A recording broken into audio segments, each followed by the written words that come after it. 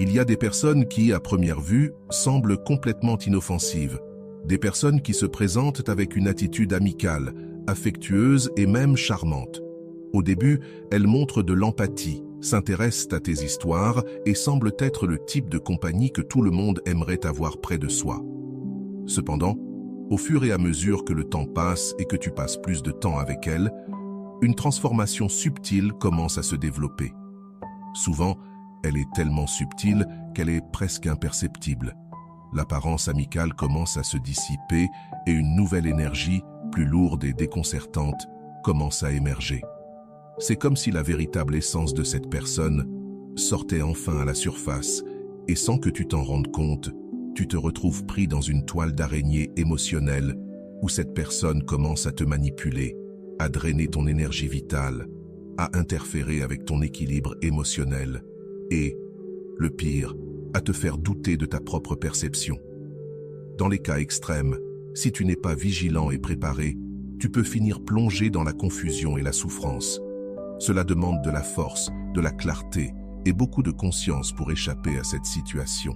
Carl Jung, le célèbre psychiatre suisse, a étudié en profondeur ce phénomène et l'a appelé le contact avec l'ombre, cette partie sombre de la nature humaine qui tente de se manifester, même lorsqu'elle se cache sous un masque de bonté. Les signes sont toujours là, petits, silencieux, mais incroyablement puissants. Ils apparaissent sous diverses formes, des sensations subtiles, de l'inconfort sans explication logique, des changements dans ton champ énergétique. Il est crucial de prêter attention à ces signes, car ce sont les premières alertes que ton inconscient te donne. Et plus important encore que de simplement les reconnaître, il est essentiel d'apprendre à te protéger avant qu'il ne soit trop tard. Rester jusqu'à la fin de cette vidéo pourrait être l'une des décisions les plus sages que tu prennes, car apprendre à préserver ta paix intérieure est l'une des façons les plus efficaces de protéger ta santé mentale lorsque tu es confronté à des présences toxiques comme celle-ci. L'énergie, contrairement aux mots, ne ment pas. Lorsque quelqu'un te donne une sensation étrange ou inquiétante, même si cette personne sourit ou parle poliment, fais confiance à cette perception. D'ailleurs, dis-moi dans les commentaires, as-tu déjà vécu quelque chose de similaire? Commente simplement « oui » si tu as déjà ressenti cette étrange énergie venant de quelqu'un. Il est probable que tu l'aies déjà vécu. Tu rencontres quelqu'un pour la première fois, et bien que tout semble normal, quelque chose à l'intérieur de toi se tend. Un peu de tension dans ton estomac, un frisson dans la poitrine. Cette personne n'a rien fait de mal, n'a rien dit d'offensant, n'a pas agi de façon suspecte. Pourtant, il y avait quelque chose dans ses yeux, peut-être dans son ton de voix, ou même dans la manière dont elle occupait l'espace, qui te causait un inconfort inexplicable. Avant de continuer, si tu n'es pas encore abonné à ma chaîne YouTube, je t'invite à le faire dès maintenant. En t'abonnant, tu seras informé de toutes mes nouvelles vidéos, ce qui te permettra de ne rien manquer de contenu précieux. C'est là que beaucoup de personnes commettent une erreur. Elles choisissent d'ignorer ces premiers sentiments, parce que l'esprit rationnel commence à fournir des justifications. Je ne devrais pas juger sans savoir. Peut-être que je suis injuste. Probablement que j'exagère. Après tout, il n'y a rien de concret. Pas de preuve que cette personne représente une menace. Mais l'inconscient l'a déjà remarqué. Jung parlait souvent de la façon dont notre inconscient perçoit l'information bien avant que notre esprit rationnel puisse l'interpréter. Il l'appelait l'inconscient collectif, un vaste système de connaissances héritées, transmis à travers les générations qui nous permet de détecter le danger avant même de pouvoir l'expliquer logiquement. En d'autres termes, ton intuition n'est pas de la magie ni de la paranoïa. C'est un signal d'alerte d'une partie plus profonde de ton psychisme, un monologue déguisé en intérêt, où l'objectif était de vider des pensées et des émotions, en espérant que tu sois là juste pour tout absorber. Ce qui semblait être une conversation normale était en réalité une demande constante de validation, d'attention et d'énergie émotionnelle. Et ce qui était le plus inquiétant, c'est que la charge émotionnelle qu'il portait se transmettait silencieusement à toi. comme si tu étais responsable de la maintenir. À travers ce processus d'observation et d'épuisement silencieux, j'ai commencé à comprendre l'une des dynamiques les plus dangereuses qui peuvent exister entre deux personnes. Celle qui agit en silence, sans agressivité, sans dommages visibles, mais qui te draine lentement. Certaines personnes ne te blessent pas avec des mots durs ou des actions évidentes. Elles s'érodent petit à petit. Elles volent ton éclat, ta motivation, ta clarté, jusqu'à ce que tu te sentes comme quelqu'un qui n'a plus sa propre lumière. Jung nous a offert une vision puissante de ce comportement. Selon lui, les personnes qui ne reconnaissent pas et n'intègrent pas leur propre ombre, les parties réprimées, non acceptées et non résolues de la psyché, finissent par projeter ce contenu sur les autres. Cela signifie que l'anxiété, le vide émotionnel et le chaos intérieur qu'elle porte commencent à se transférer à toi sans que tu t'en rendes compte. Tu commences à sentir que tu portes un fardeau qui ne t'appartient pas. Il existe des signes spécifiques qui peuvent t'aider à identifier quand quelqu'un est en train de te drainer ton énergie vitale. Le premier est la constante centralisation des conversations. Chaque fois que tu parles avec cette personne, le sujet revient toujours à ses problèmes. Peu importe comment la conversation commence, elle finit toujours par des plaintes, des frustrations ou des conflits personnels. Et ce qui est encore plus révélateur, c'est que cette personne ne cherche pas de solution. Elle veut simplement vider son sac et transférer ce poids émotionnel. Le deuxième signe important est la façon dont cette personne réagit lorsque tu essaies d'établir des limites. Si tu dis que tu as besoin de temps pour toi ou que tu n'es pas disponible, un sentiment de culpabilité surgit soudainement. Tu te sens égoïste, comme si tu abandonnais quelqu'un qui te besoin. C'est une manipulation émotionnelle subtile, mais efficace, car elle joue sur ton sens de la responsabilité et de l'empathie.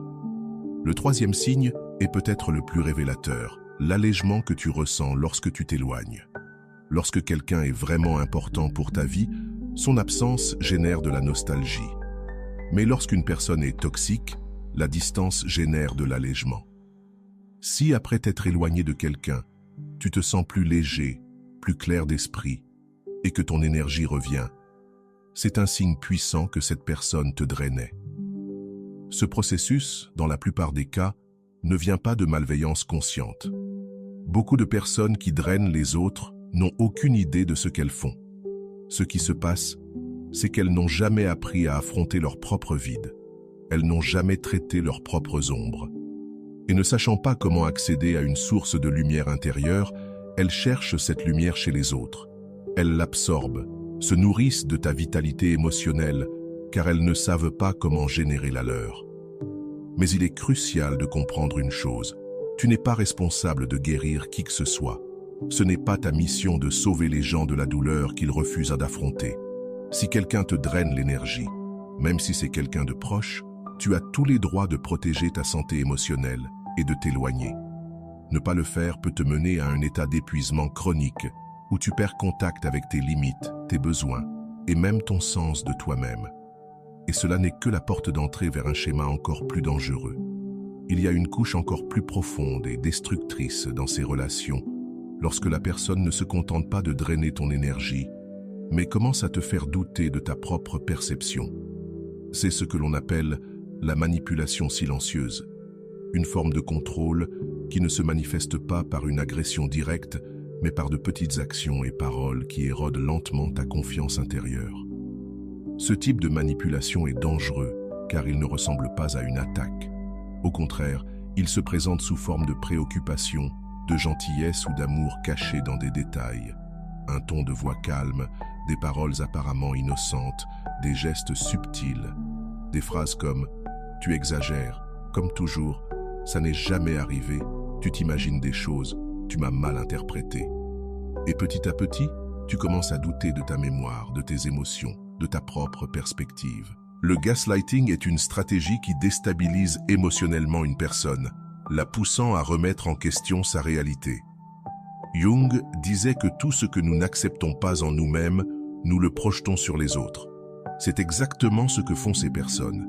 Elles ne peuvent pas affronter leurs propres défauts, alors elles manipulent la réalité d'autrui pour garder le contrôle.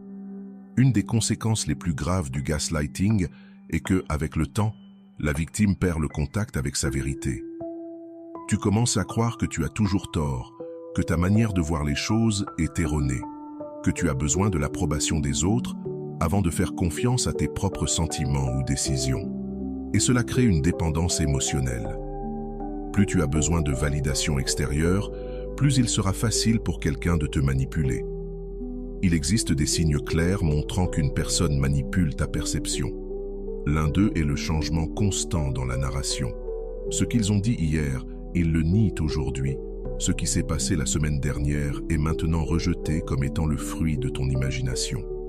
Et lorsque tu essaies de signaler ces contradictions, ils retournent la situation et t'accusent d'être confus, oublieux ou d'avoir mal interprété les choses. Un autre signe est l'invalidation constante de tes émotions. Lorsque tu exprimes ce que tu ressens, ils t'étiquettent immédiatement comme dramatique, sensible ou instable. Tu deviens le problème dans leur version de l'histoire. Le troisième signe est l'isolement. Peu à peu, ces personnes commencent à te distancer des autres en disant que personne d'autre ne te comprend comme elles, qu'elles sont les seules à vraiment saisir la situation.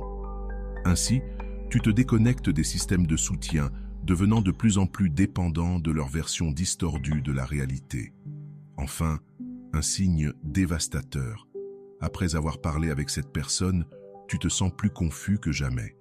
Au lieu de clarté, tu restes avec le doute, te demandant si ce que tu as vécu était réel ou imaginaire. Tu commences à te demander si tu deviens fou ou si tu es toujours celui qui a tort. Une personne proche, émotionnellement disponible et empathique, pourrait être étiquetée comme égoïste simplement pour avoir mis en place des limites saines. Elle pourrait être qualifiée de froide ou insensible, alors qu'en réalité, c'était l'autre personne qui ne pouvait pas gérer ses émotions. Tu pourrais te retrouver à accepter la culpabilité pour des choses qui ne sont pas de ta responsabilité, simplement parce que quelqu'un refuse de prendre ses propres actions en charge. Lorsque quelqu'un évite d'affronter ses défauts intérieurs, il a besoin d'un contenant externe. Et ce contenant est souvent toi. Permets-moi de partager une expérience qui m'a profondément marqué. J'ai rencontré quelqu'un qui semblait toujours être en conflit avec le monde. Il y avait toujours une nouvelle plainte, une nouvelle trahison, un nouvel ennemi. Selon lui, les gens étaient égoïstes, faux et manipulateurs. Mais avec le temps, j'ai remarqué quelque chose de curieux. Il se comportait exactement de la même manière que ceux qu'il critiquait. Il rabaissait constamment ceux qui n'étaient pas d'accord avec lui, exigeait de la loyauté sans jamais en offrir, attendait du soutien sans jamais le donner en retour. Et le plus étrange, c'est qu'il a commencé à me convaincre que j'étais comme eux. Il disait que je ne me souciais pas assez de lui, que j'étais froid, que je devenais l'une de ces horribles personnes qu'il détestait. Pendant un moment, cette manipulation a commencé à m'affecter. Je me suis retrouvé à me demander, suis-je vraiment égoïste? Est-ce que je deviens une pire personne? Mais ensuite, je me suis rendu compte de ce qui se passait. Il ne voulait pas affronter son ombre, alors il avait besoin de la projeter quelque part. Et ce quelque part, c'était moi. Lorsque je me suis enfin refusé à porter une culpabilité qui n'était pas la mienne, il s'est éloigné. Et il n'a pas fallu longtemps avant qu'il trouve quelqu'un d'autre sur qui projeter. Il existe des moyens pratiques pour identifier quand quelqu'un projette son ombre sur toi. Un indicateur évident est de noter comment tu te sens après avoir été près de cette personne. Si tu quittes l'interaction en te sentant confus, émotionnellement lourd, avec une gêne qui n'était pas là avant, demande-toi, est-ce que cela m'appartient vraiment ou est-ce que je porte quelque chose qui n'est pas à moi?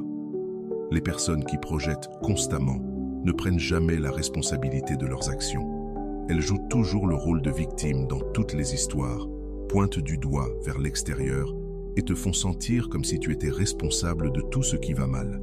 La meilleure façon de te protéger est de développer la capacité à discerner ce qui t'appartient et ce qui ne t'appartient pas. Lorsque quelqu'un t'accuse, fais une pause et réfléchis honnêtement. Y a-t-il une part de vérité dans cela? Si oui, reconnais-la et évolue. Mais si ce n'est pas le cas, Ne porte pas ce poids. Fixe des limites fermes. Si tu remarques que quelqu'un essaie constamment de te faire porter le poids de ses problèmes non résolus, éloigne-toi. Ce n'est pas ton travail d'être un miroir pour la douleur que quelqu'un refuse d'affronter. Il y a quelque chose de plus profond encore. Certaines personnes ne se contentent pas de projeter leurs problèmes sur toi. Elles ne peuvent tout simplement pas supporter de te voir briller. Ces individus restent proches, semblent apprécier ta présence, partagent de l'affection et de la camaraderie, mais en secret, ils ressentent de l'inconfort face à ta croissance. Ils ne le diront jamais à haute voix, ne t'attaquent pas directement, mais chaque fois que tu réussis, que tu évolues, leur énergie change. Au début, c'est difficile à remarquer, tout semble normal. Mais tu te rends vite compte que les célébrations s'estompent, que les compliments deviennent rares. Lorsque tu partages tes réalisations, leurs réponses sont plates, peu enthousiastes. Parfois, ils tentent de minimiser ce que tu as accompli en disant que ce n'est pas grand-chose, ou que beaucoup d'autres l'ont déjà fait. Si tu prêtes attention, tu remarqueras que ces réactions ne sont pas isolées, elles suivent un schéma. Carl Jung a dit un jour que l'envie n'est rien d'autre que l'ombre d'une personne qui n'a pas été intégrée. Lorsque quelqu'un n'a pas travaillé sur ses sentiments de frustration, d'insuffisance ou de comparaison, il ne peut supporter de voir chez les autres ce qu'il n'a pas pu accomplir lui-même. Et la partie la plus dangereuse de cela, c'est que ces personnes ne sont pas distantes, elles ne sont pas des ennemis évidents. Ce sont des amis proches, de la famille, des personnes autour de toi qui sourient et te disent des mots gentils, mais à l'intérieur, elles se sentent agitées par ton succès. J'ai vécu cela personnellement avec un ami proche, qui pendant longtemps a montré du soutien et de la camaraderie. Mais au fur et à mesure que je commençais à prendre de l'espace, à grandir personnellement et professionnellement, son attitude a commencé à changer.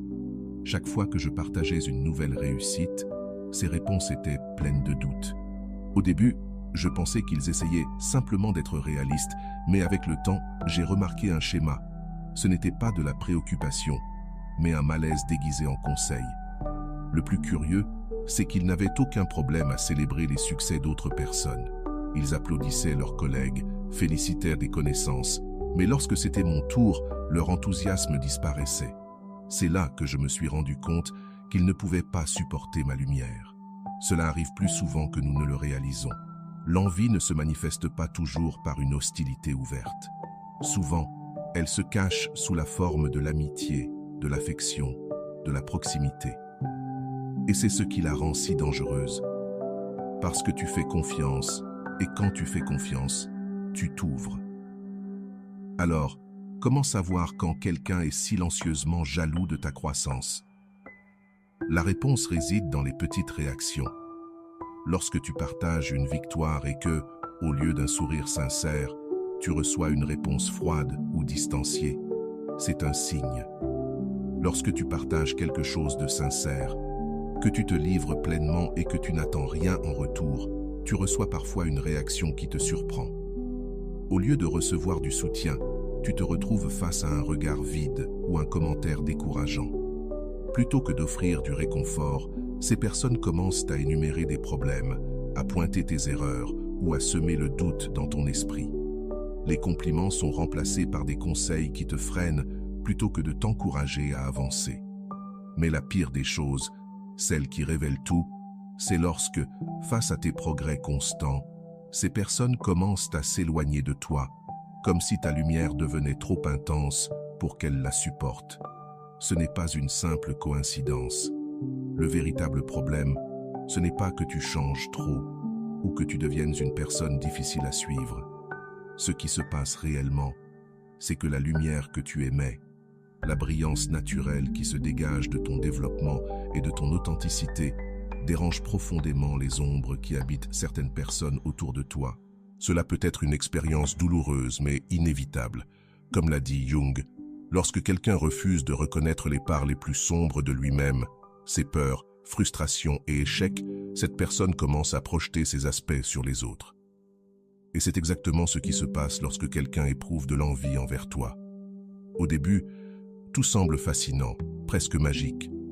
Tu te sens attiré par cette personne comme si tu faisais partie d'une histoire palpitante. Mais au fur et à mesure que le temps passe, cette histoire devient répétitive. Chaque situation est marquée par un nouveau conflit.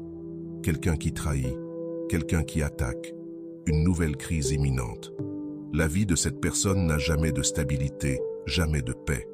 Et le plus effrayant, c'est que tu te rends compte que tu es en train de devenir une partie de cette instabilité. Ce que tu croyais être une énergie vibrante se transforme en un épuisement constant.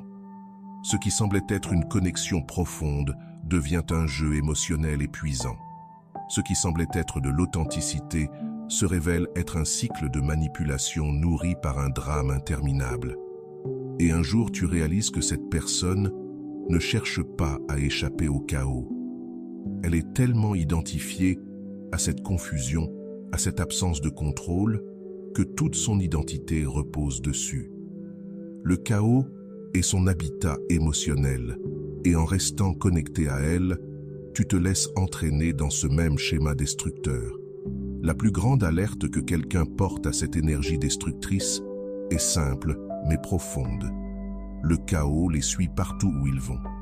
Il y a une grande différence entre quelqu'un qui traverse une période difficile, ce que nous vivons tous, et quelqu'un dont la vie est une succession continue d'instabilité. Si tu remarques que cette personne n'a jamais de paix dans aucun domaine de sa vie, que chaque relation est marquée par des discussions, des déceptions, des scandales ou des échecs, c'est un signal d'alarme. Regarde leur passé, observe les motifs. Si chaque amitié se termine par une trahison, si chaque relation est un drame, si chaque opportunité se transforme en catastrophe, sache que cela ne changera pas avec toi. Tu n'es pas une exception et personne ne l'est. Jung disait aussi, « Jusqu'à ce que l'inconscient devienne conscient, il dirigera ta vie et tu l'appelleras destin. » C'est pourquoi ces schémas se répètent. La personne refuse ou ne peut pas voir ce qu'elle doit changer à l'intérieur d'elle-même, et tant qu'elle ne le fera pas, elle continuera à répéter le même scénario, détruisant tout sur son passage. La meilleure façon de te protéger de ce type d'énergie destructrice est claire et directe. Ne tente pas de les sauver. Ne tombe pas dans l'illusion que les choses seront différentes avec toi. Ne crois pas que ton amour, ta patience ou ta présence seront suffisants pour changer la nature d'une personne qui a choisi de vivre dans le chaos. La seule chose qui fonctionne réellement, c'est la distance. Protège ta paix, construis un environnement de stabilité émotionnelle autour de toi et surtout, ne laisse personne le détruire. Car si quelqu'un apporte du désordre dans toutes les facettes de sa vie, il est seulement question de temps avant que ce même désordre ne commence à envahir la tienne aussi. Il est essentiel de comprendre que toutes les personnes qui croisent ton chemin dans la vie ne viendront pas avec des intentions claires ou des comportements évidents. Certaines ne montreront jamais d'agression directe ou d'offense visible. Au contraire, elles arriveront souriantes, ouvertes, même préoccupées. Pourtant, sans le vouloir, elles peuvent avoir un impact profond sur toi et pas toujours un impact positif. Certaines absorbent lentement ton énergie vitale comme des éponges émotionnelles. Tu ne t'en rendras pas compte immédiatement, mais tu commenceras à te sentir fatigué, éteint, moins motivé pour suivre ton propre chemin. D'autres agiront de manière plus subtile et stratégique. Elles manipulent avec douceur, avec des mots soigneusement choisis, avec des gestes qui semblent inoffensifs, jusqu'à ce qu'un jour, tu réalises que tu commences à douter de toi-même. Tu ne peux plus faire confiance à tes sentiments, à tes décisions, ni à ta propre perception. Et ce ne s'est pas fait du jour au lendemain. C'était une déconstruction lente, commencée par de petites suggestions, des petites corrections, des distorsions légères de la réalité. Ces messages arrivent souvent avant que ton esprit ne puisse les analyser logiquement. Si tu prends le temps d'identifier ces signaux, si tu commences à prendre au sérieux la façon dont certaines personnes te font sentir, tu pourras te protéger avant qu'il ne soit trop tard. Tu établiras des limites avant de perdre ta clarté. Tu préserveras ton énergie avant qu'elle ne soit drainée. Et surtout, tu éviteras de te laisser entraîner dans une souffrance émotionnelle qui n'était jamais la tienne à l'origine. Protéger ta paix intérieure n'est pas de l'égoïsme. Dire non, s'éloigner, choisir qui reste dans ta vie, ce n'est pas de la froideur, c'est de l'intelligence émotionnelle, du respect de soi-même. Faire confiance à ton intuition, ce n'est pas être dramatique. C'est un instinct de survie. Tu as le droit, et plus encore, la responsabilité de protéger ce qui te garde fort, centré et entier. Parce que si tu ne protèges pas ta paix, tôt ou tard, elle t'échappera. Maintenant, dis-moi, es-tu prêt à protéger ta paix, à t'immuniser contre les énergies qui te drainent et éteignent ta lumière? Si tu es arrivé jusqu'ici, commente « Je protégerai ma précieuse paix ». Je veux savoir que tu as été là, avec moi, jusqu'à la fin, en réfléchissant à tout cela avec une pensée ouverte et un cœur attentif. Si ce message a du sens pour toi, si cela t'a apporté de la valeur, clique sur « J'aime » maintenant. C'est juste un clic, c'est gratuit, et ça aide ce contenu à atteindre plus de personnes qui en ont besoin. Et si tu veux continuer ce voyage d'autoconnaissance, de compréhension de l'esprit humain, des relations énergétiques et de tout ce qui entoure l'univers fascinant de Carl Jung, abonne-toi à la chaîne maintenant et active la cloche de notification pour ne pas manquer les prochaines vidéos, toutes élaborées avec un contenu de haute qualité pour renforcer ta conscience et ton intelligence émotionnelle.